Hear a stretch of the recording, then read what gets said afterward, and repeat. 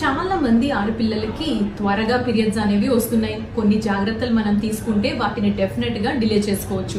ఒకప్పటి జనరేషన్ కి 17-18 ఏళ్లకి పీరియడ్స్ వస్తే ఇప్పుడున్న ఆడపిల్లలకి 7-8 ఏళ్లకే పీరియడ్స్ వస్తున్నాయి. ఎంత లేదనుకున్నా ఆడపిల్లలున్న తల్లులకి చాలా కంగారుగానే ఉంటుంది.